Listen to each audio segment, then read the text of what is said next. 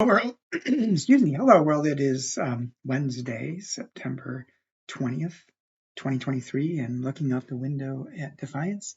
It's kind of an overcast, rainy morning this morning. I think the clouds will be breaking up and a little bit of sunshine this afternoon, but highs in the 80s today, and I think that's going to be the trend for a couple of days at least.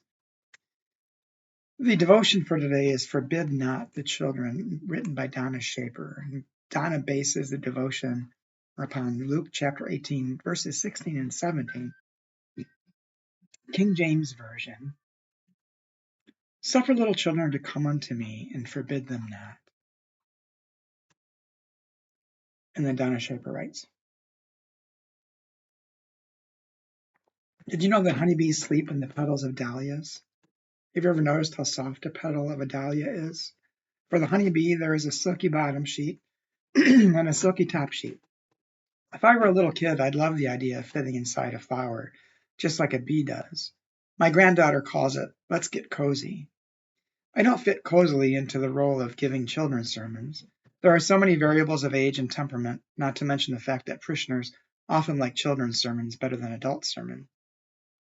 Since children's sermons aren't a bed of dahlia petals to me, I try to get out of the way. Sometimes I use a fabulous children's Bible like the Biggest Story Bible storybook, or read parts of a really good children's book like Sylvester and the Magic Pebble. Sylvester turns into a rock and seems to be locked in forever until his parents happen to picnic on the rock.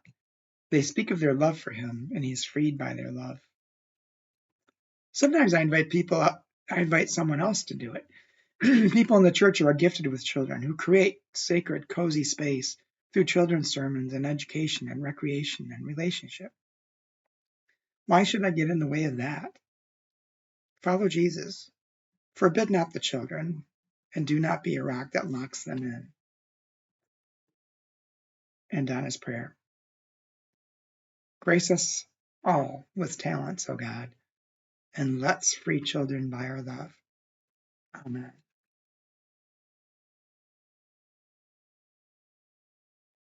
A couple different things that came to my mind as I was reading this devotion is, and not everybody relates to children. Not everybody likes children.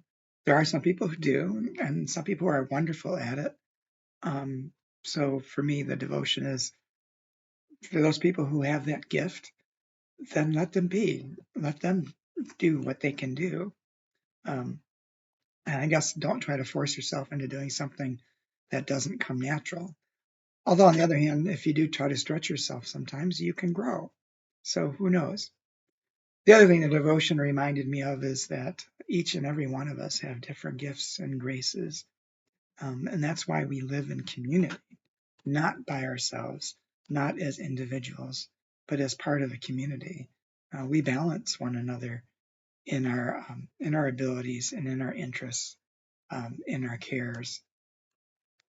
That's why it's so important for us to live in community and not try to go it alone, not try to do everything ourselves, because we're not good at everything. But there's always someone who's good at something and likes it. I talk about that sometimes in my church. I mean, I know finances. I can do financial analysis and stuff. I have a master's in administration, had to take financial accounting and that sort of thing. But I don't like doing it. It's not fascinating for me. But I know there are people for whom that's their love, that's their passion, and that's wonderful. And I'm so glad there are people like that.